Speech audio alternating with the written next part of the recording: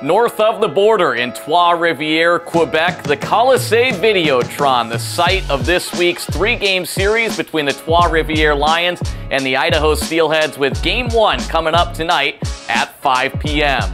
The Steelheads, victorious in 4 of their last 5 games, enter tonight's matchup with a 10-7-1 record. Meanwhile, the Lions have won 4 straight games, and they hold a 9-3-2 mark. Here are the 2 things you need to know heading into the opening face-off.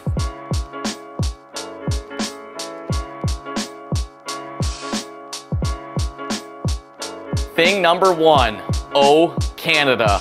Well, for the Idaho Steelheads, tonight's game will be the 40th in franchise history played north of the border. The Steelheads traveled to Victoria, British Columbia to square off against the Victoria Salmon Kings from 2004 to 2011. And north of the border, they posted a record of 25-7-1. Idaho traveled to Canada last season. It was the first time since the 2010-2011 campaign. They started it off in St. John's, Newfoundland, and ended it with a 3-game set here in Trois-Rivières, where they went 1-1-1. Idaho on their roster, 14 players hailing from Canada, including 2 from Quebec. Forward Thomas Caron from Acadia, just outside of Montreal, actually played with the Trois-Rivières Lions, as he appeared in 17 games during the 2021-22 season, collecting 3 goals and 4 assists, and he scored a goal in his ECHL debut on February 10th of 2022.